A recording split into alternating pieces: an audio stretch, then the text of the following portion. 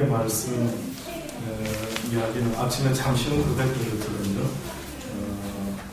수넴 여인의 과부 여인에 대한 이야기가 나오고 있습니다. 이 사르밧 과부와 엘리야에게 있어지는 이야기가 여러분 방금 읽은 것처럼 16절까지만 딱 읽으면은 그렇죠?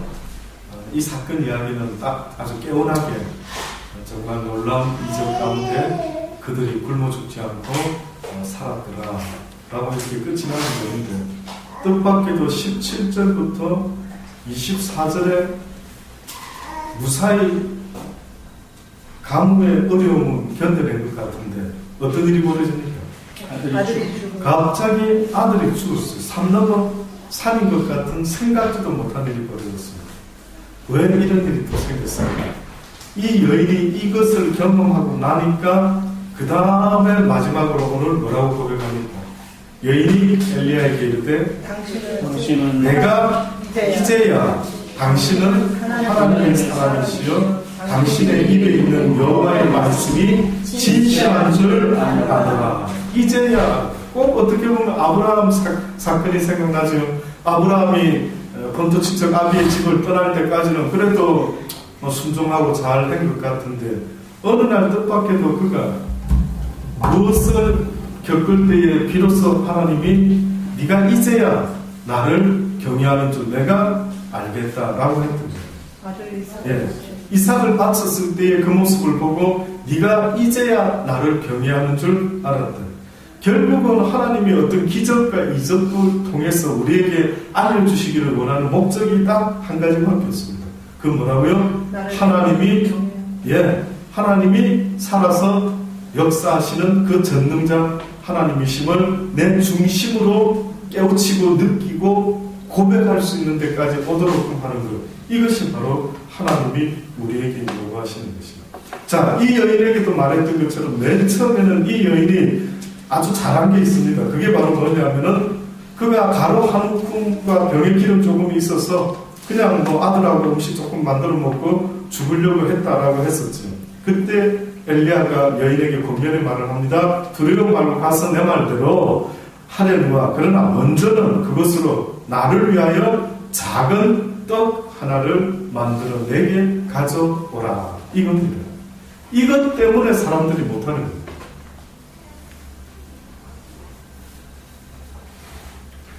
모든 그 하나님이 인간과 하는 역사 가운데 뜻밖에도 성경은 우리한테 뭐라고 말씀하느냐면 내가 너한테 이러 해줄 테니까 네가 나한테 이렇게 해줄래 라고 말하는 성경은 하나도 없습니다. 우리에게 인간에게 가르치는 권면과 교훈의 말씀 속에는 뭐라고 그분이 약속을 하냐면 내가 너한테 이렇게 해줄 테니까 네가 나한테 이렇게 해줄래 라고 하는 게 없고 어떻게 말씀합니까?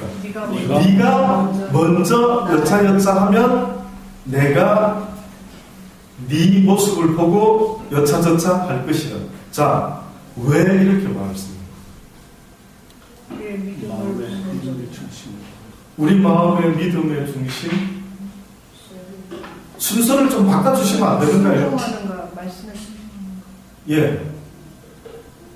그러니까 그거를 반대로 해주면 우리는 항상 이러죠. 나누어라 이러면 부자 되게 해주세요. 그러면 내 나눌게요. 이러지요. 맞습니까? 인정합니까? 근데 하나님은 뭐라 하십니까? 먼저 네 가진 게 뭐 있는가 살펴봐라. 그럼 이러니까 또 우리는 나 가진 거 없어요 아버지. 난 내 먹을 것도 별로 없습니다. 왜 자꾸만 어디 나누라고 그러지 마세요. 듣기 부담스럽습니다. 우리는 그렇게 말하지 않습니까? 없습니다 라고 이야기합니다. 근데 아버지는 이상하게 유독 없다고 하는데도 불구하고 뭐라고 말씀합니까? 네가 그러면 뭐가 있는지 먼저 살펴봐라. 그것을 가지고 먼저 나에게 내놓으라는 거예요. 자, 왜냐 이거죠. 그러니까 아버지는 뭘 보고 싶으셔서 자꾸만 부자 청년에게도 네 가진 걸 다 가난한 자들에게 나눠주고 나를 따르라라고 했던 것처럼 왜 자꾸 그런 요구를 하는 핵심이 뭔가요? 결국 어떻게 보면 무엇을 우선으로 하느냐 하는 것은 보는 거죠. 특히 하나님은 우리에 대해서 어떻게 보면 모든 걸 다 허락을 했었습니다. 지금 살아가는 것도 모든 것도 하나님이 나한테 해줄 게 뭐 있습니까? 이렇게 말할 사람도 있겠지만 실상을 하나님은 생명을 주시고 햇볕을 주시고 공기를 주시고 모든 것들이 다 하나님으로부터 온 것이라고 인정을 해야 되는데, 근데 현실적으로 하나님 감사합니다 자연 속에서 그렇게 말하는 사람이 있습니까? 거의 없는 거예요.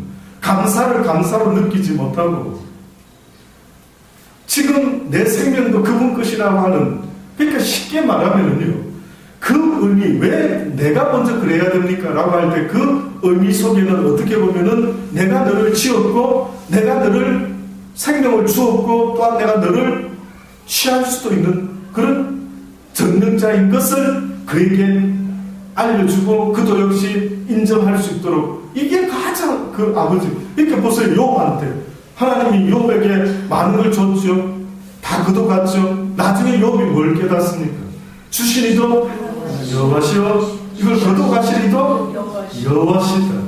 그러면 이 사람의 이제 상태가 어떻게 된 겁니까? 하나님 앞에서 하나님을 불평불만할 수 있는 자의 모습입니까? 아니면 이제는 다 이제 굴복을 하는 거죠. 내 전 인격과 인품과 내 생각과 내 경험과 내 속에 있는 세포 모든 세포들이 이제는 그 전능자 앞에서 내가 이해가 안 돼도 그분이 하시고자 하는 모든 것은 가하다, 인정한다. 결국은 하나님을 하나님으로 인정하는 모습을 우리에게 요구하시는 것 같아요. 언젠가도 말씀드리지 않습니까? 아버지 된 자, 부모 된 자가 자식한테 원하는 게 뭘까? 아무것도 없지만 그가 아버지를 아버지로 인정해주고 어머니를 어머니로 인정할 때 우리 부모님은 그것만 해도 족하다, 충분하다. 근데 실컷 키워놨는데 그 부모님을 인정치 않고 지가 저절로 자란 것처럼 그 은혜를 잃어버리는 자. 그래서 어떻게 보면 11조도 똑같은 겁니다. 11조. 왜 11조를 가지고 하나님이 나를 시험해봐라 했습니다. 네가 11조를 해라. 그래야만 내가 너에게 차고 넘치도록 해줄 테니까 그렇게 할지 안 할지 나 여호와를 시험해봐라. 성경이 어디 감히 하나님을 시험하다가 다 죽는데 뜻밖에도 여호와 스스로가 나를 시험 좀 해봐라 라는 것은 네 가지고 있는 재물의 10의 1조를 어떻게 하라고? 나에게 내려놔라. 왜? 돈이 없으셔서 그랬을까요? 그럼 그 속에서 무슨 의미가, 그럼 11조라고 말하는 성경의 의미가 뭔 줄 아십니까? 뭘 것 같습니까? 이미 말씀드린 대로 먼저 너희가 나 여호와로 인정해라. 네가 지금 먹고 살아가는 모든 힘과 능력도 누구로부터 오는 것이냐? 나는 너한테 다 줬대. 아시겠습니까? 나는 너한테 생명도 주고 햇볕도 줬고 공기도 줬고 살아갈 수 있는 모든 것을 줬는데 너는 나를 인정하지 않는데 왜 일주일 중에 하루를 쉬어라라고 할 때 영적인 의미도 있지만 주의 날을 거룩히 지켜라라고 하는 것, 그리고 11조를 바쳐라는 것, 무슨 의미가 그 속에 있겠느냐 이거지. 나를 하나님으로 기억하라. 아무리 눈에 안 보이는 하나님이라고 세상에서 먹고 살기 바쁘다고 하더라도 네 먹고 사는 모든 것도 다 나로부터 오는 것이고, 그리고 네가 하루는 쉬다 나의 날이다. 그래서 그날에 뭐라고? 여호와로 인하여 기뻐하고 즐거워하는 이런 날 중 하나는 네가 사는 날 동안 평생 잊지 말아라고 계속 알려주는 거예요. 그래서 우리에게 먼저 내어놓는 자의 모습, 그 자의 모습을 통해서 역사는 일어났던 것입니다. 그러니 이 사드락 가부가 어떻게 보면은 이런 역사를 이룰 수 있었던 것은 그의 마음속에 그냥 자기가 떡을 만들어서 먹고 저거 아들하고 막 굶어 죽든지 이래도 되는데 그 순간에도 어떻게 보면은 먼저 하나님 앞에 드릴 것을 기꺼이 드리라 하시니 그분의 말에 순종하고 드렸더니만 이런 일이 벌어졌다. 그 오병이의 기적도 뭐라고요? 만약에 저는 이 생각 해봅니다. 그때 그 소년이 아무것도 안 해놨습니다. 그러면 어떤 일이 생길까? 누구 내놓는 사람 아무도 없었다고요. 그래서 언젠가 저 기억나십니까? 성경에 없는 이야기인데 그 소년의 엄마가 그랬답니다. 예수님께 은혜를 더 받은 한 여인이 자기 아들이 이제 예수님 말씀 들으러 간다 할 때에 그래 그럼 주님 만나 뵈면은 꼭 요거는 주님 드실 수 있도록 갖고 가거라. 뭐 이렇게 조금 여분으로 챙겨준 건 아닐까? 뭐 이런 생각도 어떤 글에 보니까 이해가 되는 그럴 수도 있다. 근데 어떻게 보면 그것도 맞을 수도 있지만 오늘 말씀드린 것처럼 그 오병이어의 양이 그 당시 때 보니까 어른의 양보다 소년이 좀 먹을 정도 양이다 이거죠. 아이들 네. 성경 동화에 예, 이렇게 보니까요. 그 엄마가 도시락을 싸주는. 그런 이야기 나오니까 네. 예. 그게 아마 유대인들 어디서 나오는지 하여튼 그 성경 왜 그래서 그런 이야기가 나옵니다. 그걸 가지고 이제 그 소년이 만약에 어찌되었든 간에 그런 일이 하나님이 예비하셨다 한다면 그 일리가 있죠. 만약 진짜 아무도 이거 안 들고 와가지고 앉아 있었는데 뭐 없느냐 이렇게 없는데요. 그 모르셨습니까? 없는 거. 뭐 이럴 때는 뭔가 풀어나가는 게 문제가. 근데 아마 하나님이 다 누군가를 해서 얘기를 딱 시켜가 예수님도 그걸 다 알고 야 물어봐서 찾아봐라. 그러면 오병이어 정도는 나올 것이다. 뭐 다 알게 안 하셨겠습니까? 그 예수님 자신 있게 다 찾아봐라. 뭐가 있는지 한번 찾아봐라. 이래서 드디어 그 소년의 그 헌신된 그 어떤 준비된 그 마음이요.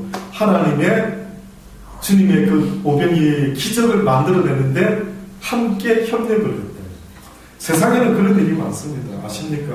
혹시 아스피린 한 병으로 한때 미국을 떠들썩하게 아주 뉴스가 되었던 사건이 있었습니다. 바비 힐이라고 하는 이름을 가진 한 13살 먹은 소년의 이야기인데 미국 사람들은 그 당시 때 그 사건을 다 알게 됐답니다.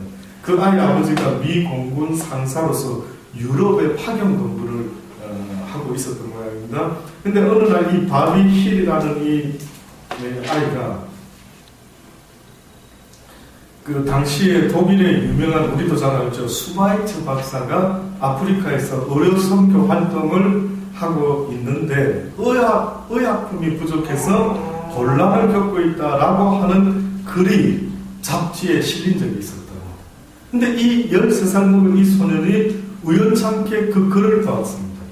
그러니까 자기 아버지가 아마 그 미 공군 상사로 유럽에 파견 근무하고 있어서 그랬는지 그 아이가 그 미 공군 사령관에게 편지를 쓴 겁니다. 뭐라고 썼느냐면은 그 아이가 이 수바이트 박사의 이 안타까운 이야기를 듣고 이 의약품이 없어서 그 수많은 아프리카 사람들이 죽어가는구나 하고는 그 아이가 자기 돈으로 용돈으로 아스피린 한 병을 산 겁니다. 그 아스피린 한 병을 사가지고는 그 편지를 그 사령관한테 띄웠는데 뭐라고 이 소년이 소년다운 글을 썼는데 보니까 제가 아스피린 한 병을 샀습니다. 이것을 보내고 싶습니다. 특별히 이 약은 아프리카에 계신 수바이트 박사 병원에 꼭 보내고 싶은데 비행기를 사령관님이 좀 동원하셔가지고 이 아스피린 한 병을 낙하산에다가 해서 그 병원에다가 좀 탁 떨어뜨려 주시면 참 좋을 것 같다. 이 소년의 생각 속에서 얼마든지 그 사령관이 마음만 먹으면은 그 자기 아버지 근무하는 것은 최고 높은 분이니까 얼마든지 가능할 수 있지 않을까 생각하고 그렇게 소년다운 글을 갖다가 올렸답니다. 그래서 이 글을 본 이 사령관이 보니까요 참 너무 기특한 거죠. 너무 기특한 거죠. 이 애가 어째 이런 생각을 그리고 자기가 진짜 용돈을 틀어가지고 아스피린을 한 병을 사가지고까지 이렇게 보내는 그 아이의 그 편지를 읽으면서 그 마음에 감동이 왔던 거예요. 그래서 이 사령관이 이 스토리를 당시에 유럽 각국에다가 방송국에다가 이 내용을 보냈던 모양이죠. 그래서 방송국에서 이걸 보고 이런 푸른한 이야기가 있구나 해가지고 방송에서 소개를 했더니만은 여기저기서 의약품을 보내겠다라고 해가지고 의약품 모으기 운동이 벌어졌다는 거예요. 그래가지고 그 의약품을 그 당시 때 의약품으로 돈으로 모았는데 약 40만 달러어치를 모으게 됐다. 어마어마하죠. 지금도 40만 원 어마어마한데 그때 그렇게 모았더라고요. 그래서 그 스바이처 박사에게 전달이 되었습니다. 그리고 나서 그 후에 그 스바이처 박사가요, 이 일에 대해서 한마디 했습니다. 뭐라고 이야기를 했느냐면, 어린아이가 이런 큰 일을 할 수 있으리라고는 그 누구도 생각하지 못했다. 비록 작은 어린아이의 확신이었지만, 헌신이었지만, 이 일이 아프리카 선교의 가장 큰 일을 이루게 했다라고 스바이처 박사가 직접 내가 아프리카에서 이렇게 큰 일을 할 수 있었던 일이 있다면 바로 이 일인데, 이 일이 바로 아프리카 선교의 가장 큰 결정적인 일을 할 수가 있었다라고 이야기를 했더라. 이런 이야기 하나 더 있습니다. 해티 웨이트라고 하는 이름을 가진 아마 미국 소녀, 실제 이런 이야기 있었던 이야기. 시골 마을 주일학교에 이 소녀가 입학을 하고, 주일학교 여름 학예 수련회 입학을 하러 갔답니다. 근데 우리 한국과 미국이 뭐 다 똑같지는 않지만 또 그렇다고 다 다른 것도 아니지만, 그러나 그 당시 때 여름 학예 수련회는 우리는 애들이 많이 오면 무조건 좋지 않습니까? 근데 미국에서는 정원제가 주로 그 당시 때에는 쉽게 말하면 먼저 신청을 해서 허락이 된 사람에 한해서 정원제를 만들어가지고 그렇게 여러분 학예 수련회를 했던 모양입니다. 왜냐하면 그들 미국 사람들의 생각 속에서는 무조건 사람이 많으면 좋은 게 아니라 딱 적당한 숫자를 가지고 숙박시설이나 뭐든, 그리고 우리처럼 뭐 2, 3일이나 뭐 일주일 하는 게 아니고 방학 내내 했답니다. 한 달, 두 달. 그렇기 때문에 무조건 등록이 안 되고 그 당시 때는 미리 신청할 아이들에 한해서 아마 했던 모양인데, 이 아이가 신청을 하려고 또 왔더니만은 이게 안 되는 겁니다. 왜요? 그랬더니 미안하다 야, 우리는 정원제이기 때문에, 정원이 이미 찼기 때문에 너는 신청할 수가 없단다. 내년에 좀 더 빨리 미리 신청을 하면은 그때는 아마 가능하겠지. 그리고 그때 신청비가 얼마고 쭉 설명을 해줬습니다. 이 아이가 안타깝게도 하고 싶었는데 이제 못하고 다음을 기약하면서 돈을 모으기 시작했습니다. 근데 안타깝게도 2년 후에 이 소녀가 죽어버린 거예요. 예, 병으로 그 아이가 죽었다. 근데 그 아이가 죽었을 때에 그 아이의 벽의 밑에에 어떤 것이 발견이 됐다라는데, 실제로 그 아이가 그동안 모았던 57센트라고 하는 아주 적은 돈가 유서가 한 장이 발견됐어요.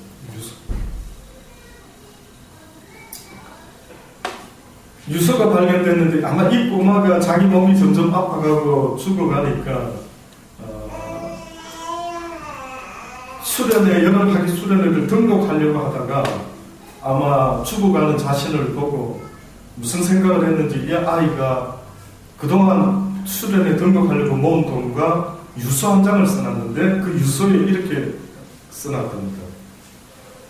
자기가 있는 그 시골의 조그마한 그 교회를 생각을 하면서 이 조그마한 교회를 더욱 크게 짓고 좀 더 많은 어린이들이 예수님의 말씀을 잘 배울 수 있도록 나의 이 전 재산을 교회 건축에 써주세요 하고, 이 꼬마가 그 몇 푼도 안 되는 걸 그렇게 유서로 남깁니다. 그래서 그 아이의 57센트 1불도 안 되는 그 돈에 얽힌 사연을 그 교회 목사님이 장례식을 할 때에 이 이야기를 합니다. 이 이야기에 그게 참석했던 사람들의 마음을 아마 움직였던 거예요. 그들이 그 당시 때 어린아이 교육이, 주일학교 어린아이 교육이 이렇게 중요하리라고 생각을 못해요. 쉽게 말하면은 세상에 태어나서 내가 왜 태어났는지, 내가 왜 살아야 되는지, 내가 무엇 때문에 지금 살고 있는지, 왜 공부하는지, 그 근본적인 그 진리를, 그 하나님의 뜻을 어렸을 때부터 가르쳐 줄 수만 있었다면은 그 아이 남은 긴 세상 속에 어떤 고난이 와도 이겨나가고 헤쳐나갈 수가 있는데, 저는 그 호주라는 나라에서 이렇게 살아보니까요, 한 가지 책에서 배우지 못한 것 중에 배운 것이 있다면 그들은 약자를 굉장히 존중하더라고요. 약한 자에 대해서 굉장히 배려를 하더라고요. 예를 들어 아이들에 대해서 우리는 주로 어렸을 때 그 기억들이 뭡니까? 애들은 저리 가라. 분위기가 애들은 상대조차도 어른이 제대로 상대하는 것 같습니까? 안 하는 것 같습니까? 애들 상대할 때 잘 안 하는 것 같습니다. 무슨 이야기를 하더라도 애들한테는 뭐라고 이야기합니까? 뭐 그냥 설명 자세히 하는 편입니까? 그렇지 않습니까? 대충 하고 야, 다 공부를 해라. 뭐 이렇게 이야기를 하지 않습니까? 근데 제가 그 나라에 살아보니까요, 학교 선생님들이 아이들한테 대하는 자세가요, 어른들한테는 오히려 쉽게 간단하게 설명을 하는데 아이들을 붙잡고 가르치는 교사 선생님들의 놀라운 자질과 특징을 보니까 한 번만 설명하면 되는 어른을 상대할 때보다는 아이들을 상대할 때는 2번, 3번, 4번 계속해서 미소를 지어가면서 친절하게 아이들에게 설명을 합니다. 그래서 제가 한번 감정했던 적이 있죠.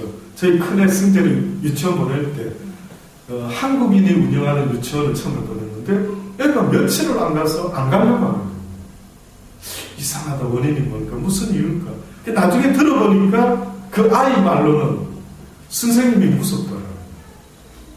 몇 번 지시를 딱 해가지고 말귀를 못 알아듣는 것 같으면 벌을 세우더라.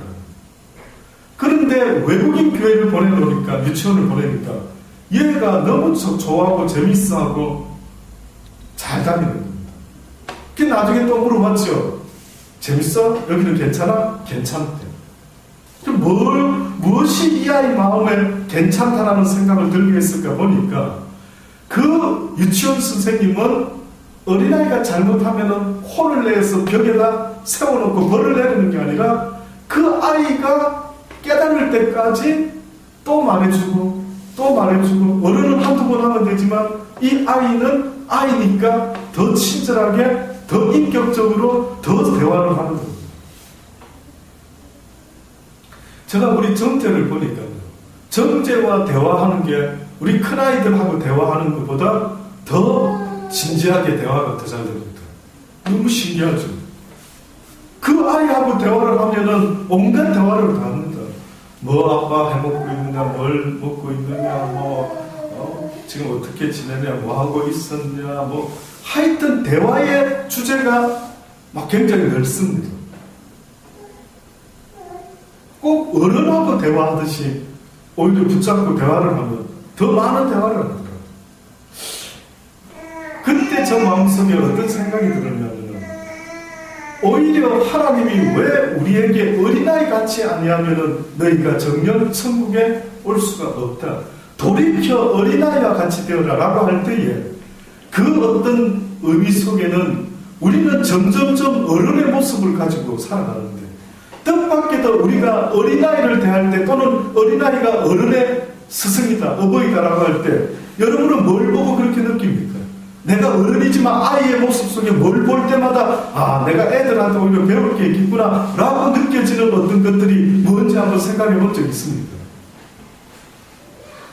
너무 진실한 모습들, 너무 순진한 모습들, 너무 순수한 모습들, 배운 대로 고지식하게 아빠한테 배운 그대로 또 써먹을 때, 이럴 때 보면 우리는 마치 내가 가르쳐줬지 저렇게 하지 말라고. 근데 지금 여러분 보세요. 여러분이 어렸을 때 아이들에게 아주 인격적으로 가르쳐줬던 이러면 안 돼, 이렇게 살아야 돼 했던 것을 지금 여러분은 지킵니까? 너무 뻔뻔하지 않습니까? 어떻게 보면 본인은 아이들한테 가르칠 때 이렇게 살면 안 돼, 저렇게, 그때는 아주 아이들을 위한 진실된 이야기를 쫙 가르쳐 놨어요. 그런데 정작 본인은 점점점 어른이 돼가면서 더 그렇게 살아가지는 않는 거예요. 그래서 개인적으로 이렇게 볼 때에 이 어린 아이들의 이 헌신, 이 어린 아이들의 이 순수한 어떻게 보면 진실된 이들의 마음이 결국은 어른들을 움직이고 더 나아가서 상상도 못한 일들을, 이 불쌍한 소녀가 죽으면서 남긴 그 유산 57센트하고 그 유서 한 장이요, 결국은 필라델피아라고 하는 그 지역에 3,300석의 그 교회를, 새로운 교회를 건축하게 되고 1,400여 명을 수용할 수 있는 부설 대학까지 만들었다.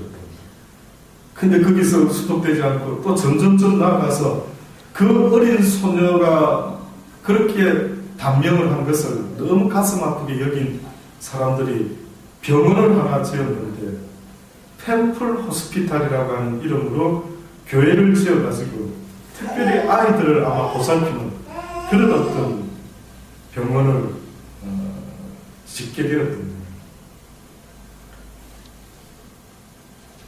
하나님이 원하는 우리의 모습이 이게 아닐까.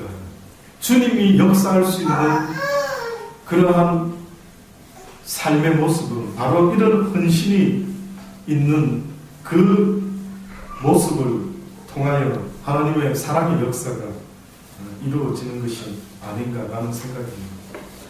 세상 시인들도 그런 말 하지 않습니까? 한 마리 소쩍새가 한 송이 국화꽃을 피우기 위해서 저리도 많이 울었는가 보다라고 하는 것처럼, 끝으로 결론적으로 역사학자 토임이라는 사람도 이런 의미 있는 말을 한 것 같습니다. 역사는 평범한 대중에 의해서 이루어지는 것이 아니라 헌신된 소수에 의해서 이루어진다, 이런 이야기. 저는 여기 있는 얼마 되지 않은 우리 물대 동산교회에 함께 신앙생활을 하고 있는 저와 여러분이 바로 그 소수가 되기를 원합니다. 정말 하나님이 함께 역사하고 싶어하는 그 한 사람, 그 500여의 기적을 나올 수밖에 없도록 했던 바로 그 소년의 헌신된 그 믿음의 삶이, 믿음의 마음이 바로 여기 있는 저와 여러분과 같은 마음이 될 수 있기를 바랍니다. 우리가 할 수 있는 일은 없습니다. 우리가 무슨 대단한 일을 할 수는 없지만 우리의 이 헌신된 모습이 주님께 바쳐지는 내 인생이, 하나님께 여러분이 바쳐지는 여러분의 인생이 제대로 바쳐만 질 수 있다면 하나님은 그와 함께 의인 한 명과 함께 예루살렘을 살려내시는 것처럼 이 땅을 살리지 않을까 믿어지지 않습니다. 그런 모습의 신앙생활을 할 수 있게 되기를 기도하시겠습니다. 좋으신 아버지 감사합니다. 그걸 알면서도 바로 그 헌신된 자기 것을 다 내놓을 줄 아는, 주의 일을 위해서라는, 조금도 내 것을 귀하게 여기지 않는 그 마음을 가진 그 한 사람이 이 시대에 필요하다고 하시는 것을 다시 한번 깨닫습니다. 하나님, 우리의 삶이 그리 되기 원합니다.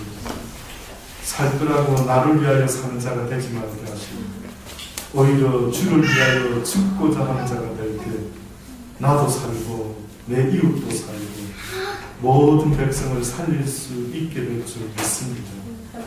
우리의 모습이 그 모습 될 수 있도록 점점점 승화되어 갈 수 있도록 하나님께서 도와주시고 인도하여 주옵소서. 예수님의 이름으로 감사하며 기도드리옵나이다. 아멘. 주신